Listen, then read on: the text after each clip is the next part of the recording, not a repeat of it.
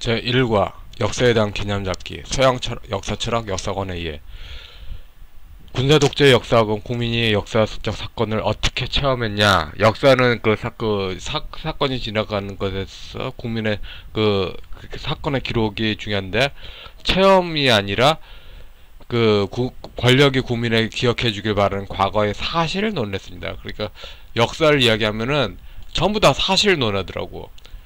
이병도 씨, 실증주의 사학자가 또 사실 논했죠. 이기백 교수도 사실 논했고, 강만길 교수도 사실 논해. 다 역사가 하면 사실만 논했대.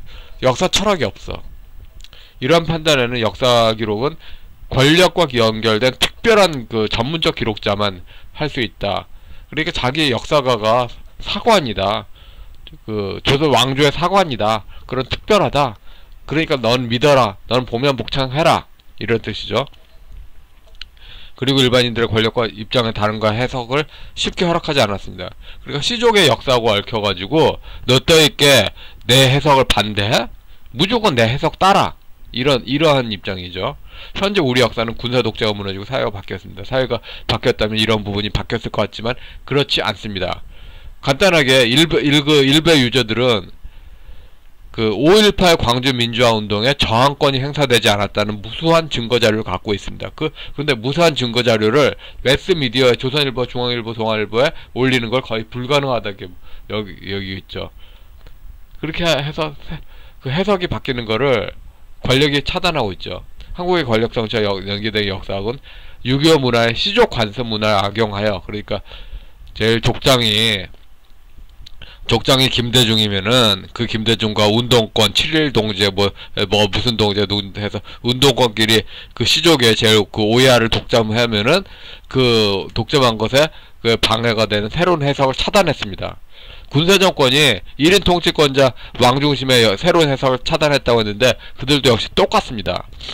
유교의 조상중 숭배 문화는 어떤 방향으로 하든지 관습이란 미명하에 새로운 시각을 규제하고 억압해왔습니다. 이는 한국 정치 문화가 근대 문화에 탈을 쓰고 있지만 이면에서 조선 왕조 사대부 문화에 영향을 받고 있었기 때문이라 보여집니다. 한국의 역사 교육도 지금도 또 군사정권과 마찬가지로 조선시대의 사색봉당 때처럼 지배당파 족보 중심의 기억 만들기에 일반 백성들을 강제 포섭하고 그것들 통해서 권력을 누리는 상황의 지겨운 연장편으로 나타나고 있습니다. 민주화 운동사가 곧 자신들 파벌에 유교 당파의 역사, 그래서 거기에 속한 노예 계급들은 무조건 유교 당파의 족보를 외워라. 역사는 변화하는 사회를 바라보고는 역사가 인식의 문제를 깔고 있습니다. 역사 얘기는 그것을 해석한 역사가 시점을 담고 있는 것입니다. 역사는 역사적 사건이 어떻게 다가오는가에 대한 역사 인식과 분리가 될 수 없는 것입니다. 인간 세계에서 일어난 시간이 흐름에 따라 인간 세계에서 일어난 일은 시간이 흐름에 따라 망각되기 마련입니다.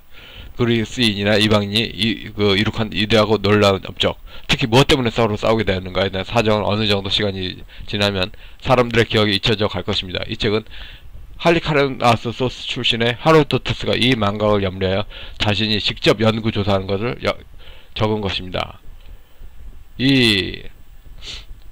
그러니까 도대체 왜 그렇냐, 왜 하나의 역사적 체험을 두고 왜 이렇게 역사가 바뀌었냐, 이런 궁금증은 역사가 인식하고 연결되죠.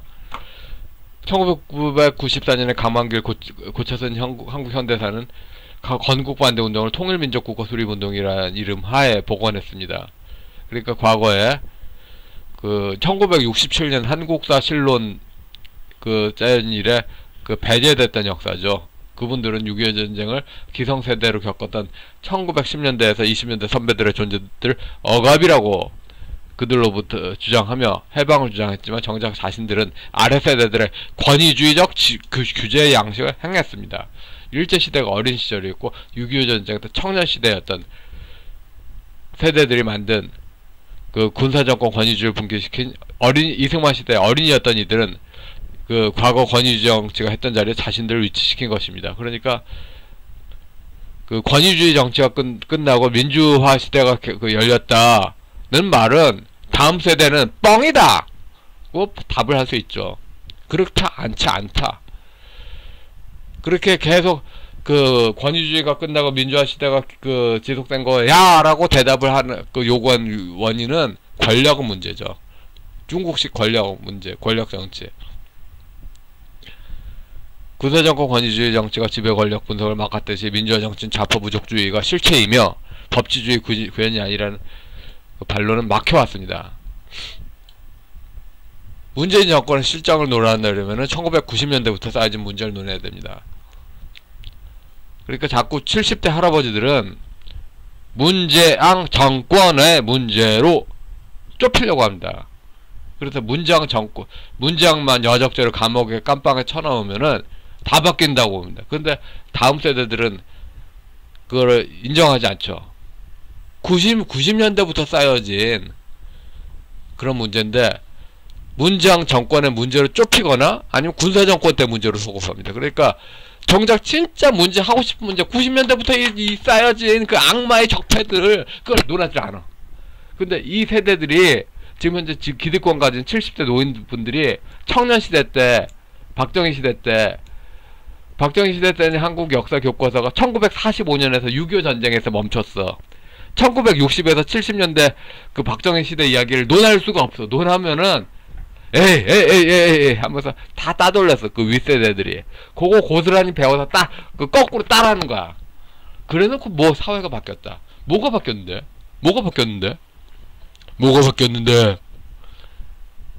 현재 20대들은 90년대 출생 세대입니다. 우리 사회에서 지배 세력의 의중대로만 적어주는 역사소설 제하고는 그 역사 영역에 속하지 않는 평범한 젊은 세대가 느낀 소심이나 이야기는 잊혀지고 있습니다. 군사정권 대 국가주의에 묻혀진 민중사 문제와 사실은 똑같은 문제입니다. 민중사라고 이야기하는 것도 서양의 역사 방법론으로 민중사관 들고 와봐요. 안 맞아. 부족사였어. 왜 지금은 민중사가 쓰여지고 있지 않나? 권력을 쥐었으니까. 그러니까 권력을 쥔 동학 농민운동의 그런 배후 연고지를 민중이라고 부른 거야. 그러니까 의미가 정확한 개념이 하나도 없었던 거야. 그런 잊혀짐을 더욱 촉진하는 문제는 최근 30년대 현대사회는 상당한 거리를 두는 조업재 씨의 박정희 전기 때문일 것입니다. 조업재 기자의 박정희 전기가 대단히 시대 초월적이냐? 그렇지 않습니다. 1990년대 중반에 김영삼 지지층의 그 연구의 주관성이 뚜렷합니다. 한번 보세요. 90년대 20대였던 이 세대들은 지난 30년간 아픔은 90년대 출생 세대들에게 반드시 전해져야 될 것입니다. 그러니까 90년대 출생 세대들이 이 사회를 보려면 90년대 20대였던 세대들의 렌즈를 통하지 않으면은 일단은 그들이 90년대 출생 세대들도 이제 완전히 다 알았다고 생각을 할 때까지는 누군가의 렌즈를 봐야만 될 것입니다. 그래서 사회 문명 발달 원칙이 그 윗세대들의 사다리를 이용할 수밖에 없죠. 이승만 시대 어린이였고 90년대 50대였던 노장 세대들에겐 은폐되면 좋을 질들이 있을 겁니다. 이 강의는 두 개의 질문에 대한 스스로 답변 시도입니다. 군사 독재를 극복했다는 민주화 체제는 어찌하여 새로운 독재 체제에 빠졌는가? 그러니까 지금 현재 좌파 독재라고 지금 선거 프레임 국힘당과 야권 이야기하잖아요. 그럼 여기에 대해서 답을 해야 돼. 어찌하여 새로운 독재체제에 빠졌는가? 이거 답을 하지 않으면은 정치적인 그냥 수사학으로 공허하게 들려 사람들한테. 지금 새로운 대권 주자들이 국힘당의 야권이나 야권 대권 주자들이 이 질문을 해야 돼. 군사 독재를 극복했다는 민주화 체제는 어찌하여 새로운 독재체제에 빠졌는가? 그리고 한국 국민은 어떻게 이런 상태를 극복할 수 있는가? 이걸 답을 해야지 미래 전망이 보여. 전망은 사람을 모이게 한다고. 전망이 없었고 과거 회상죠? 사람 다 흩어져. 회상하는 거 니네 조상 숭배가 우리들한테 무슨 소용인데. 냉정한 말로 조업제에서 단골 레퍼토리 박정희 이승만도 선거 때는 별로 의미가 없을 수 있어. 단도직입적으로 말해서 이북실향민 중에 이승만 좋아하는 사람 많지가 않아요. 근데 일부 이북실향민은 이승만 좋아했어. 왜냐? 그러니까 직접적인 꿀을 빨았으니까. 박정희 문제도 똑같죠. 근데 이승만 박정희를 그러니까 중립적에서 약간 그 긍정으로 쏠리는, 그러니까 한마디로 중립 쪽에서 긍정으로 가는, 그러니까 그 체험적으로는 박정희 이승만 때 아무런 꿀을 빨았던 그 기억이 없기 때문에 그 빨아주는 극찬의 수는 할 수 없는데, 사상전으로 생각해 보면은 부정하면 안 된다는 거. 뭐 그 정도 온도차인 사람 고민이 많겠죠.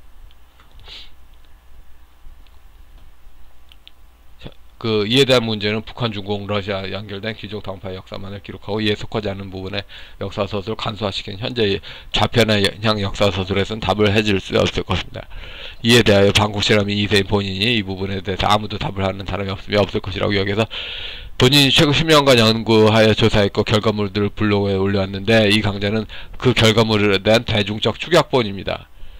역사학은 역사가의 역사적 사실을 매개로 하는 자기의식입니다. 서양 역사학은 크게 두 가지로 나뉘어 있습니다.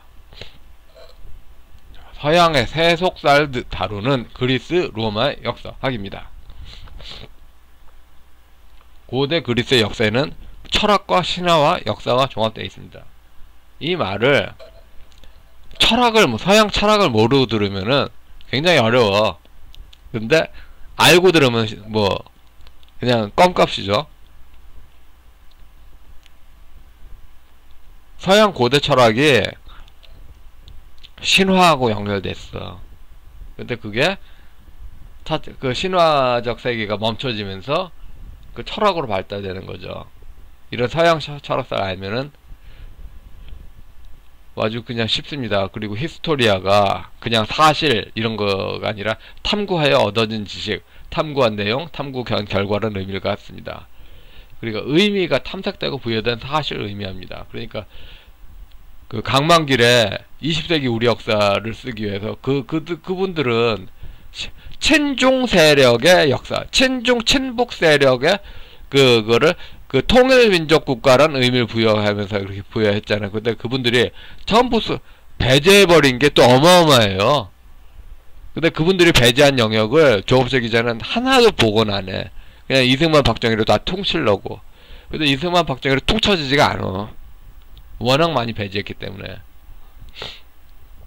한국사 시민강자가 그 종간하면서 그 사람 인물들, 기억돼야 될 인물들 나이라는 거, 거기서 도대체 우리가 얼마나 몇 명이나 지금 현재 그 기억하고 있을까요? 거의 다 잊혀지고 있어. 그런데 기억하자 이런 말도 안 나오고 있지도 않고, 물론 또 그분들이 하나하나가 또 양반 귀족 출신이기 때문에 그 귀족들 빨아주는 그런 의미가 아니라 자유민주주의를 세운 사람으로 거기에 그러니까 각자 그렇게 자유민주적 제도를 생각하면 각자에게 소중하지 않습니까? 그 가운데 어떤 기여를 했던 사람으로서 기억을 해야 되는 거, 그런 의미 부여, 의미가 탐색되고 부여된 사실, 자유민주적 기본 질서란 의미 하에서 부여된 사실, 그런 강조를 하는 그 기생세대가 없다 이거야. 철학과 그 역사가 신화로부터 분리되는 게 서양의 근대 역사입니다. 유시민의 내 머리로 생각한 역사 이야기, 94년에 나왔죠. 근데 그 94년에 나온 그 유시민 책은 그냥 그 한마디로 그 서양 역사 개론서를 그냥 따다 붙인 느낌으로, 정말 그 부분에서는 유시민 머리로 생각하는 것 같지가 않아. 또 이때 그 1967년에 그 한국사실론 이후에 27년 만에 강만길에 고차선 한국현대사 났잖아요.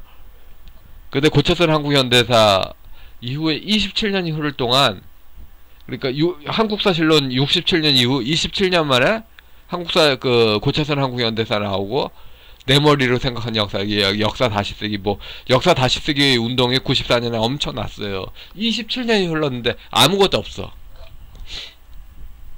그래서 형이 한번 해보겠다고 지금 현재 요약하고 있죠. 두 번째는 어거스틴의 신국론으로 대표되는 기독교 역사학입니다. 구약 성경에 일관된 역사 의식은 모든 역사는 하나님과 인간과의 관계이며 이 두 관계는 역사라는 매체를 통해서 성립된다는 것입니다. 신약 성경에서 모든 역사적 설명은 예수님의 십자가 죽음과 부활이라는 두 사건에 집중됩니다. 어거스틴의 신국론은 그리스적 세계에서 유대 기독교적 세계로 이행을 의미합니다. 이러한 역사에는 지성에 의한 신앙 이해가 중심이 됩니다. 역사적 과거가 어떻게 성령의 빛에 조명될 수 있는가, 기독교 역사 서술이 중심이 됩니다. 서양의 기독교 역사관은 그 기독교 진리에 붙잡혀 있는가를 이해해야 됩니다. 그러니까 이렇게 그 기독교 사관으로 이해할 때 뭐 역사 서술이 어떻게 달라졌지나 뭐 간단하게 설명하면 그렇습니다. 94년대부터 그 신종교 믿는 할아버지들이 계속 우리가 그 우상숭 그 박정희 이승만을 그 높이는 건 우상숭배 아니다. 뭐 각종 학생 운동권 혁명가 우상화는 우상화가 아니다 하면서 계속 조상숭배를 강조했어. 조상숭배를 강조했는데 그게 또 다른 독재가 왔다. 그래서 요한계시록의 뭐랄까 짐승에 의한 그 기독교 신자들의 박해, 이 조문과 성경 그 조문 성경 계시 우상숭배를 허락했기 때문에 기독교인이 박해가 왔다. 이거하고서 딱 맞잖아요. 성경 계시하고.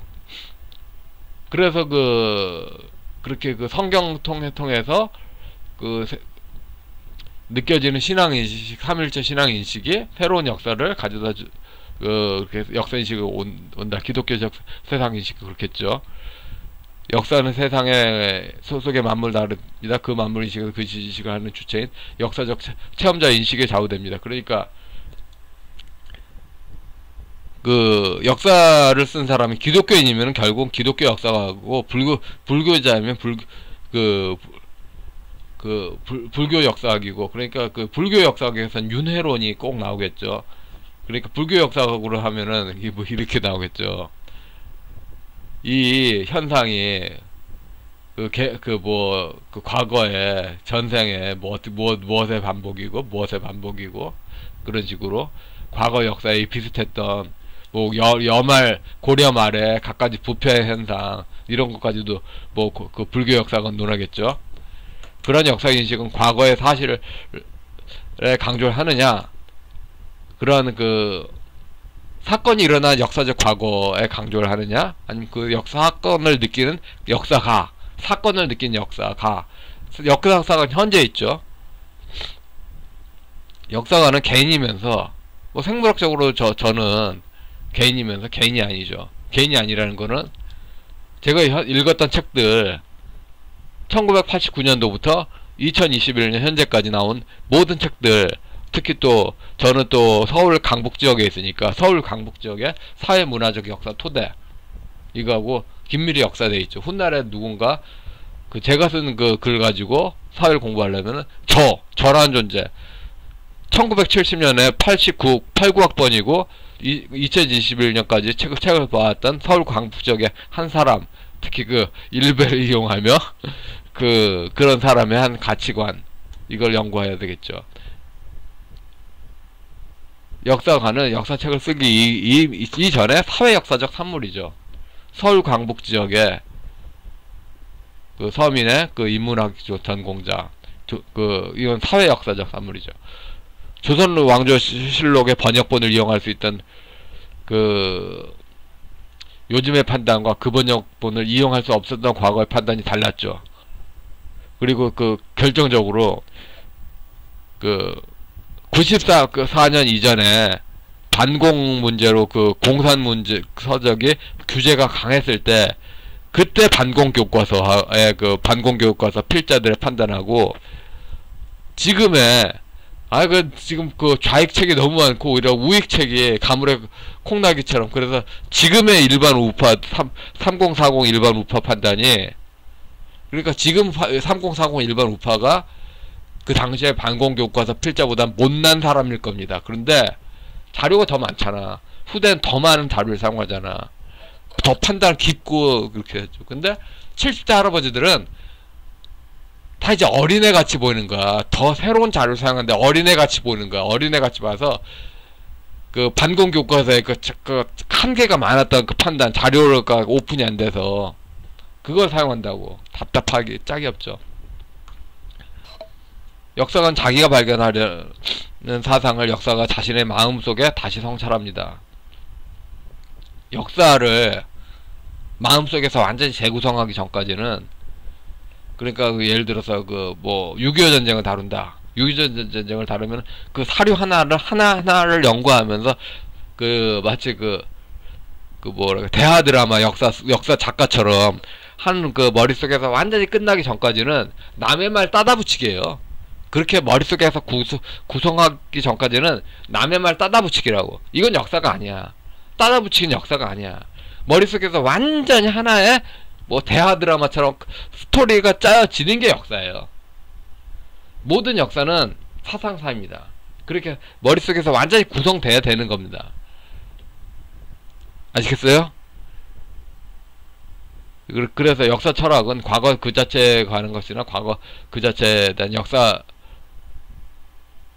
그 가의 사유에 의한 것이 아니라, 그러니까 과거에 머문 그런 것이 아니면 또 현재에 머문 것이 아니라 상호 관련된 것이다.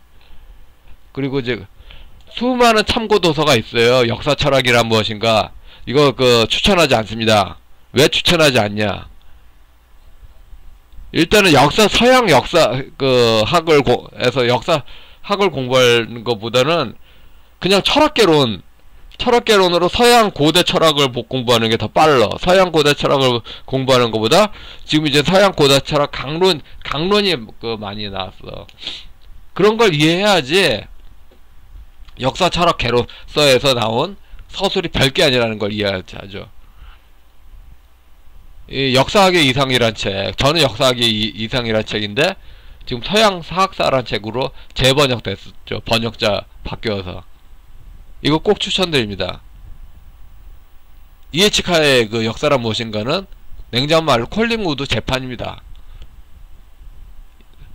역사란 무엇인가 이에치카 이 책과 서양 사학사 이 두 책은 다음 세대 90년대 출생 세대들 2030 그 밀레니엄 세대들에게도 여전히 유효합니다. 그냥 참고 도서를 꼽으면은 무제한인데 추천 도서는 아시겠어요? 다음 세대들한테 이렇게 간절하게 책 좀 읽어보시라 추천하는 마음의 심리. 역사에 대한 개념 잡기 2. 중국의 역사 철학 역사관의 이해. 군사독재 국가주의를 대체한 것은 민주통일 대동신화입니다. 여기서 대동 이것도 굉장히 어렵게 보이잖아요. 그래 거의 모든 유불선 신앙에 다 대동이 있어. 대동이 어려운 게 아니라 동성촌 마을 생각해보세요. 동성촌 마을 어려우면 구글에서 이미지 한번 보세요. 그럼 그 한 마을에 논밭 하는데 어떤 집이 몇 개가 딱 몰려있는 게 보일 겁니다. 그 마을에 그 마을끼리 오손도손 산다는 상상세계로서 연결되는 걸 생각해 보세요. 그게 바로 대동이에요. 대동에 써있는 관념에 대한 존재론적 실체죠. 대동신화는 민주화 체제의 공산혁명과 조상숭배 문화에 나타난 귀족 마피아 문화입니다. 왕권제 유계에 나타난 대동세상에서, 그러니까 그 왕을 배출한 시족의 연고자들의 그런 논밭 이루어진 그 마을에서 몇 가구 모여진 그 부족의 합치해서 신권제 유교, 그러니까 귀족 마피아들 유교에 나타난 세상으로 바뀌었습니다. 결국 시족 연고주의 중심에서 집단 연고주의 문제로 그 연고를 공유하는 쪽만 느끼는 문화가 계속되고, 그러니까 대동세상이라고 전국에 그렇게 다 느껴지길 바라겠죠. 그런데 못 느끼잖아. 그러니까 단도직입적으로 얘기해서 문장 통일, 문장의 김정은 대화, 그건 건국 반대 운동했던, 대한민국 성립을 뼛속 깊이 부정했던 그 연고주의자들만 느끼는 거예요. 그 연고주의자들만 느끼는 거야. 헌법 사조 할 의지도 의사도 없었던 거죠. 대동신앙 나오면 딱 결과가 빠른 거야. 제도적 지식은 권위주적 국가주의에서 민주주의가 구현되는 민주주의로 바뀌었다고. 그래 군사정권 계속 권위주의 체제에서 우리 민주화 체제로 바뀌었다. 근데 실질적으로는 왕권제 국가주의가 뭐 악이고, 그리고 자기네들 전라도 유교, 신권제 유교가 선으로 인식되길 원합니다. 그러나 국민이 보기에는 두 가지 시스템은 똑같은 문제이고 그 속에 참여한 사람들의 지역 색깔의 문제인데, 지역 색깔의 문제예요. 절대적 차이로 기억되길 바랍니다. 그러니까 그 국민들은 그놈이 그놈이었어, 그게 그거였어 라고 자꾸 말하고 싶었는데, 지금 그 정치는 아니다, 절대적으로 차이다. 이거는 군사정권도 똑같이, 군사정권 홍보도 군사정권에서도 그 일제시대를 기억한 사람들이 일제시대하고 달라진 게 없다, 이런 본질적인 비판을 하는데, 그 본질적인 비판을 하는데, 한마디로 색깔의 연고만 차이지 시스템이 달라진 게 없다, 이 이야기 하죠. 그러니까 지금 현재 한국 현대사도 100년 가까이가 별로 변한 게 없는 거야, 결과적으로. 브루스 커밍스의 한국전쟁의 기원이라는 책에서도 한국이 1700년대에서 뭐가 달라졌냐, 그런 이야기 나오죠. 국가주의 안에서 자유민주주의를 녹여버린 해석은 군사정권에 참여한 엘리트와 지역 색깔 공유하지 당혹스러운 일이었을 것입니다. 그러나 귀족마피아 부족주의 세상 신화 안에 민주주의를 녹이는 시도가 더 당혹스러운 일이었을 것입니다. 이게 90년대에, 그러니까 80년대 그 89학번인 세대들이 누구나 공유하는 게 뭐냐면은, 중고등학교 때 자유민주적 기본질서라고 열심히 배웠던 그런 지식들이 군사정권의 왕권제 유교에 대충 더 씌운 거다. 그리고 지금 현재 나타난 게 동학주 중심의 교주, 포주, 접주 중심의 귀족 마피아 세상. 동학은 귀족 마피아로 교주, 포주, 접주가 무조건 갑이에요. 그 식으로 학생운동권이나 운동권이 내세우는 또 교주, 포주, 접주 시스템은 교주들의 연고주로 뭐 다 되는 거고, 그런 동학의 교주, 포주, 접주 시스템이 민주주의다 하는 게 사실은 더 당혹스러운 거죠. 더 말이 안 되죠. 더 말이 안 돼. 그러니까 1인 통치권자가 권력을 쥐는 시스템에서 귀족 마피아가 권력을 쥐는 시스템으로 바뀌었다는 게 모든 이에게 공감가는 객관적 현실일 것입니다. 중국 문명의 유교 사대부들은 자신의 시족과 연관된 조상 숭배를 다른 지역에 강요하면서 사회를 지배해 나갔습니다. 이러한 조상 숭배는 권력을 쥔 시족과 무관한 이들에게는 종교의 폭력입니다. 자기 진영의 조상 숭배와 귀족 마피아 문제를 짜증 것도 모자라서 우익진영도 90년대 이후에 조합적 기자 중심의 이승만, 박정희의 기억을 조상숭배 중심으로 바뀌었습니다. 이런 문화 속에서 역사를 논하는 것은 부족 혈안들의 묻지마 긍정평가를 기대하는 것입니다. 역사는 특정한 시족 혈안들의 시족 혈안을 우주의 중심에 놓는 것입니다. 과거의 국가주의 시대의 1인 통치권자 연결 부분은 묻지마 긍정평가에 연결돼 해석됩니다. 그러니까 니놈이 박정희를 반대, 니놈이 전두환을 반대, 이것에서 니놈이 민주화를 반대, 그러니까 민주화 파벌을 반대, 이걸 바뀌었는데, 이게 니놈이 공산당을 반대, 반당 분자, 그러니까 다 오랑캐머리하고 연결된 겁니다. 화이론이 더러워 진짜. 그래서 좌파와 싸운다고 하면서 충성 운운하는 그런 분들이 참 그렇게 대단해 보이진 저는 않죠. 유교로 좌익과 싸울 수가 없습니다. 중국인들의 문화는 소동 중심의 시족사회 삶의 구조로 요약됩니다. 시족마을은 강가산으로 구분되고 그 안에 머문 사람들은 다른 마을로 가지 않았습니다. 마을은 각각 자신들의 를 우주의 중심으로 보았습니다. 그러한 시족마을은 지주와 소작제로 이루어지는데 지주는 종교제사장을 경험합니다. 지금 김대중 이후에 군주신론, 국가주의가 아니라 지도자의 군주신론으로 바뀌어서 이재명이가 지금 문재인도 그러고 각각 군주신처럼 그렇게 이미지 셀링 하잖아요. 그래서 말도 안 되는 판타지를 다 한다. 중국에선 정치와 종교는 분리되지 않았습니다. 그들은 조상숭배의 문화를 가졌습니다. 현재 삶의 고통을 담은 금이고 과거는 고다. 그래서 1922년부터 45년 사이에 아름답게 채색된 고다. 저는 4.19 세대, 이 70대들의 세대적 정체성의 출발부터 1922년부터 45년 사이에 공산 좌익 운동했던 분들이 학생 운동하는데 부추김으로 시작되지 않았나. 1922년부터 45년 사이가 아름답게 채색될 리가 없는, 그렇게 보여줄 리가 없는 그런 건데, 그렇게 보고 있잖아요. 신앙적으로 보고 있는 거 당연하게 그렇게 강요하잖아요. 상고사고는 시족사회의 조상숭배 문화의 이념적 반영이라고 보여집니다. 아름답게 채색된 과거를 높이면서 현재가 불만스러워도 삶의 토양을 떠나지 않고 참고 살아야 된다는 문화적 관성을 만들었다고 보여집니다. 그러니까 무조건 과거가 아름다웠다 이런 식으로 하면서 네가 반대하면 안 돼. 반대하면 우리 마을 사람 아니야.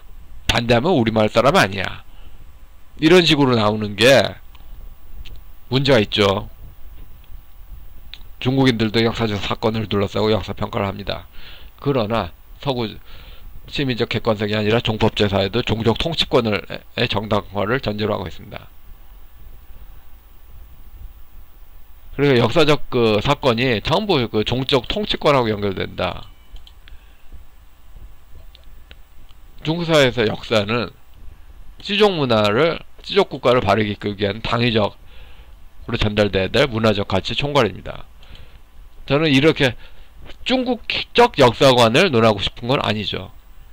제가 만약에 중국적 역사관을 논하고 싶었으면은 유교 관점 둘 중에 하나, 왕권제 유교나 신권제 유교, 경상도 유교나 전라도 유교 중 둘 중에 하나를 선택해서 논했을 겁니다.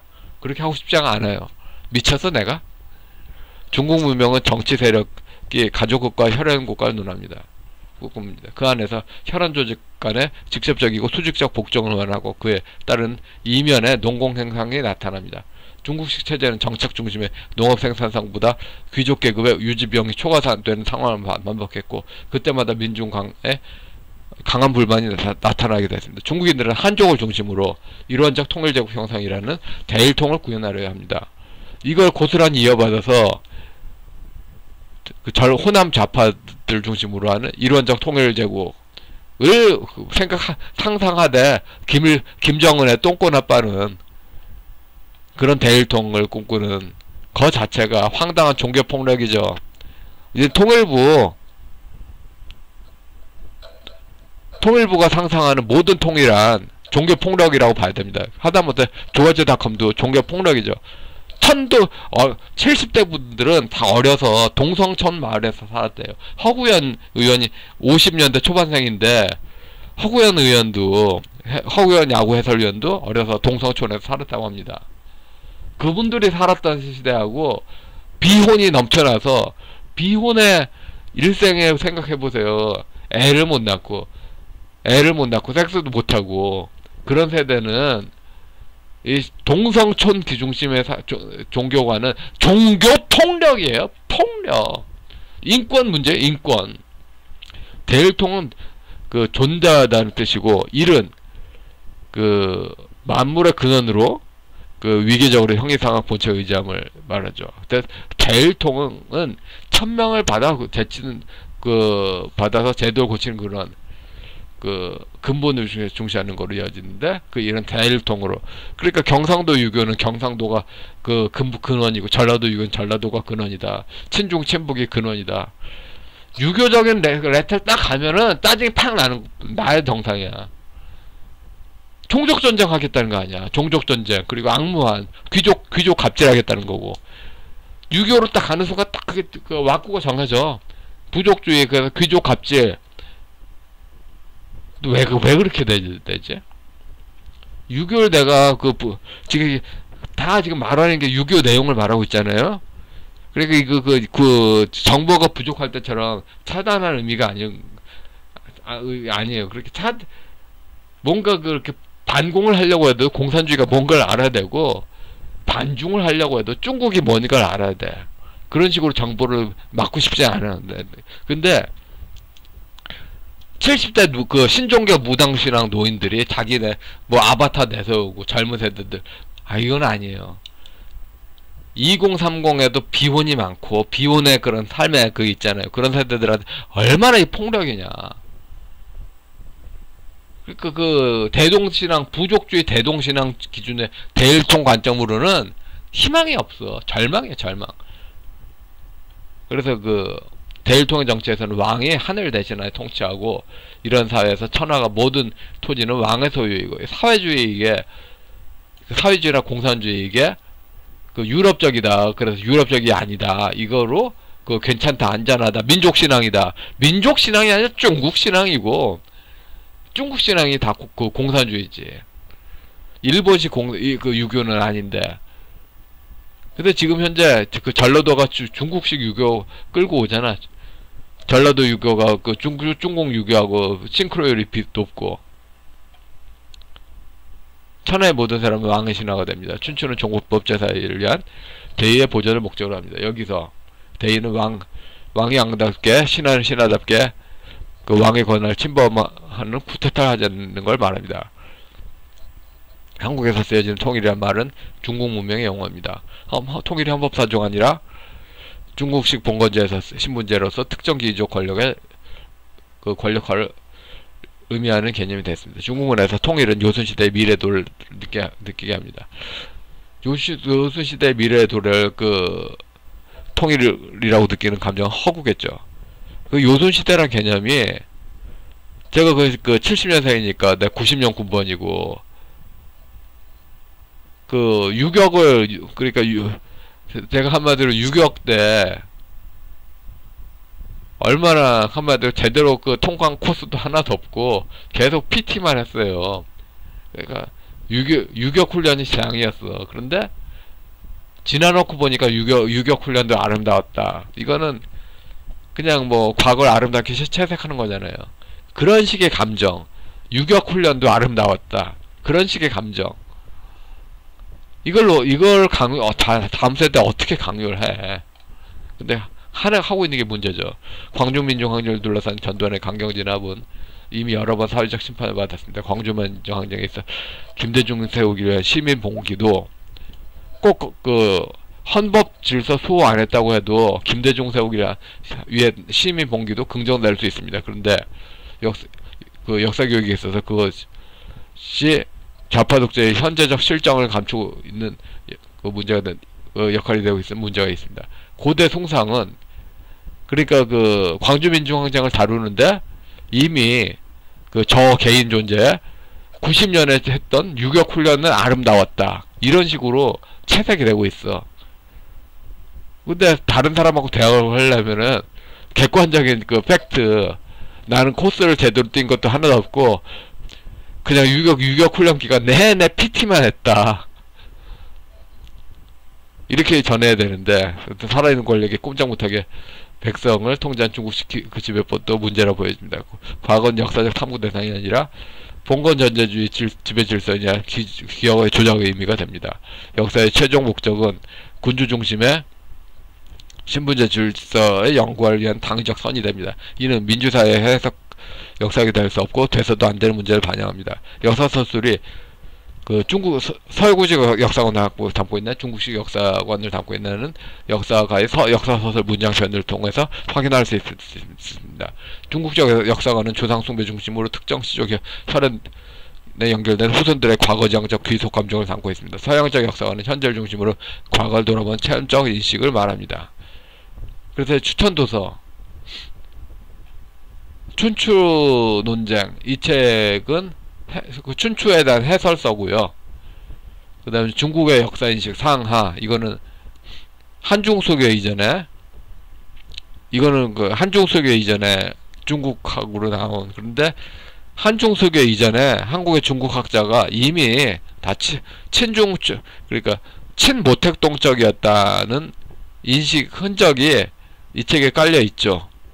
그래서 이 두 책을 추천을 드리겠습니다. 특히 김동민의 춘추 논쟁, 이 책은 직접 장만하시든지 아니면 도서관에서 빌려 보시든지 꼭 추천드리겠습니다. 뭐 물론 그 참고 자료는 어마어마한데 이 사회에서 뭐 일상인으로 사는데 뭐 다 읽을 필요는 없고, 예. 미션 최순실 사태부터 LH 사태 변화해서 서양적 역사관과 중국적 역사관의 체험을 바라보자. 그러니까 그 역사가 변화가 됐잖아요. 역사가 변화가 됐는데 이 그 왜 어떻게 변화가 됐냐, 이거를 서양적 역사관을 바라보냐 아니면은 그 부족주의 문제로 바라보느냐, 이 문제가 달라질 겁니다. 이거를 한번 체험을 적어 보십시오. 예, 여기까지 하겠습니다.